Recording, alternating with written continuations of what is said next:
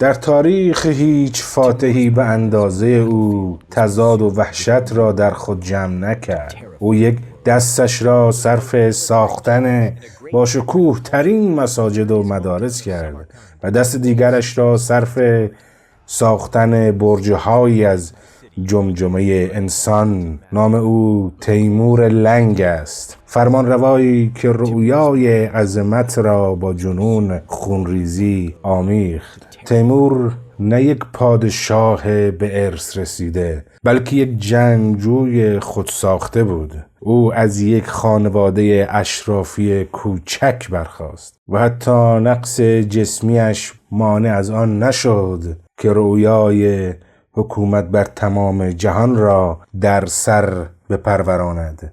او خود را جانشین مشروع چنگیزخان می‌دانست و این رویا او را به یکی از بزرگترین فاتحان تاریخ تبدیل کرد. تیمور همزمان یک نابغه نظامی و یک حامی بزرگ فرهنگ بود. او شهر زادگاهش سمرقند را تبدیل به مرکز علم و هنر جهان کرد. با آوردن هنرمندان، معماران و دانشمندان از تمام سرزمین هایی که فتح می کرد، در سمرقند علم و زیبایی شکوفا بود. اما این روی سکه بود. روی دیگر چهره یک فرمانده بیرحم را نشان میداد که کوچکترین نافرمانی را با فجیع‌ترین شکل مجازات میکرد. تیمور معتقد بود برای بقای امپراتوری ترس کارآمدترین ابزار است. جنون تیمور در میدان نبرد تنها با یک هدف دنبال میشد: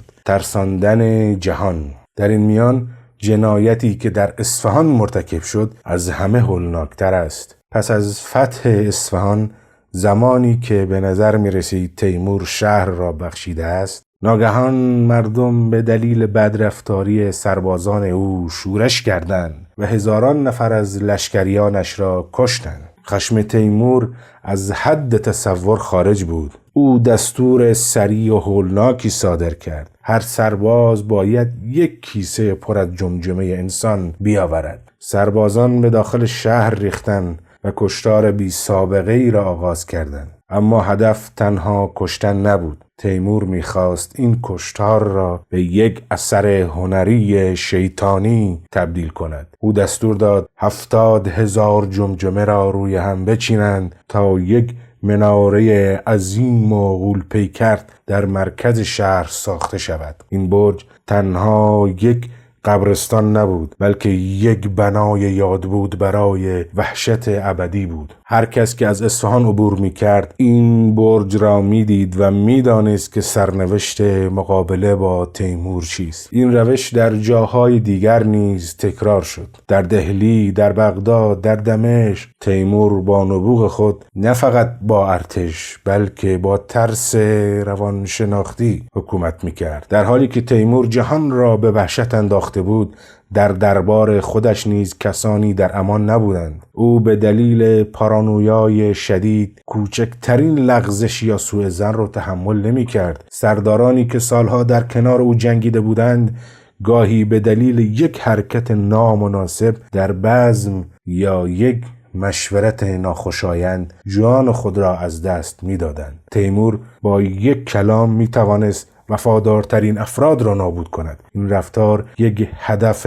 واحد را دنبال می‌کرد: هیچ کس نباید احساس امنیت می‌کرد تا هیچ کودتایی شکل نگیرد. او می‌خواست تنها نیروی مطلق امپراتوری باشد. تیمور با وجود کهولت سن و نقص عضو هرگز از فتوحات سیر نشد. او بزرگترین رویای خود را آغاز کرد: فتح چین. او ارتش عظیمی را در سرمای کشنده زمستان به سمت شرق هدایت کرد. حرکتی که بسیاری آن را جنون محض می دانستند. او در مسیر حرکت بود که ناگهان در اردوگاه خود در آسیای میانه در حین یک سرمای شدید به دلیل بیماری درگذشت. مرگی ساده و ناگهانی در حالی که رویای فتح جهان را در سر داشت. به محض مرگ او امپراتوری عظیمش که تنها با اراده آهنین خودش پابرجا بود بلا فاصله فرو پاشید. پسران او نوه‌های تیمور برای جنگ قدرت به جان هم افتادند و تمام ابهت و ترس او در مدت کوتاهی محو شد. تیمور مردی بود که در یک دستش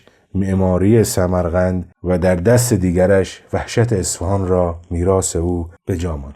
سوالی هست که تا الان به جا مانده: آیا تیمور یک معمار دیوانه بود یا یک ویرانگر باهوش؟ و آیا هیچ قدرت مطلقی میتواند بر خشم سرما و انتقام تاریخ پیروز شود؟ لایک، کامنت، سابسکرایب فراموش نکنید. ما رو به دوستانتون معرفی کنید. تا یه ویدیو دیگه شما رو به خداوند بزرگ میسپارم. خدا یار و نگهدار همه شما دوستان عزیز.